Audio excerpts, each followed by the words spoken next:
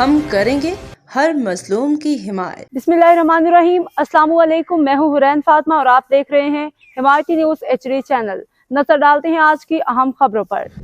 Karachi report Fahim Ahmad Arain. Port محمد بن قاسم میں مبینہ cooking oil چوری کی مافیا کی سرگرمیوں کا انکشاف۔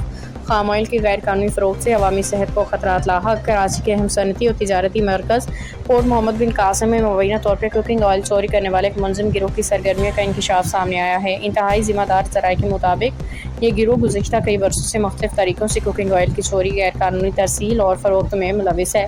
ذرائع کا کہنا ہے کہ مبینہ گروہ کا سرگنا احسان اور ٹی بتایا جاتا ہے، جس پہ الزام ہے کہ وہ اپنے کارندوں اور بعض آئل ٹینکر ڈرائیوروں کی مبینہ ملی بھگت سے پورٹ محمد بن قاسم کے اندر بڑی مقدار میں کوکنگ آئل چوری کرواتے ہیں۔ دعویٰ کیا جاتا ہے کہ چوری شدہ آئل کو پہلے پورٹ کے ایک ویران مقام پہ جمع کیا جاتا ہے، جس کے بعد مختلف گاڑیوں کے ذریعے سپرنگی کے علاقے میں واقع گودام منتقل کیا جاتا ہے۔ اطلاعات کے مطابق اس گودام کو خام کوکنگ آئل کو مختلف کنستروں میں بھر کے سوزوکی پک اپ اور دیگر چھوٹی گاڑیوں کے ذریعے شہر اور مضافاتی علاقوں کے دیگر دکانوں، ہوٹلوں، دیگر کاروباری مراکز مارکیٹ ریٹ سے کم قیمت پہ فروخت کیا جاتا ہے۔ ذرائع کے مطابق مزید کہنا ہے کہ مذکورہ آئل دراصل خام ہوتا ہے، جسے ریفائننگ کے مختلف مراحل سے گزارنے کے بعد انسانی استعمال کے لیے موزوں بنایا جاتا ہے۔ ذرائع کے مطابق ملزم احسان اور ٹی کے خلاف ماضی میں بھی تھانہ بن قاسم میں کوکنگ آئل چوری کے مقدمات درج ہو چکے ہیں، گرفتار بھی ہو چکا ہے۔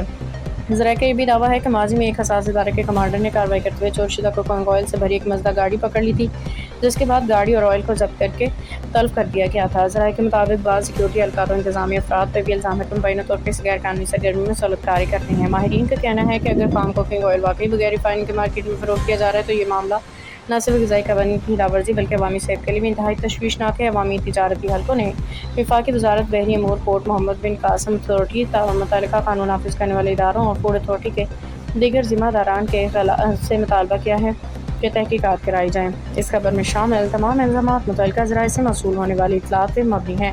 روزنامہ حمایتی نیوز ان دعووں کی عزتانہ تصدیق نہیں کرتا۔ متعلقہ افراد و اداروں کا موصول ہونے پہ اسے بھی شائع کیا جائے گا۔ اب تک کے لیے اتنا ہی۔ مزید خبروں اور اپڈیٹ سے باخبر رہنے کے لیے دیکھتے رہیں حمایتی نیوز HD چینل۔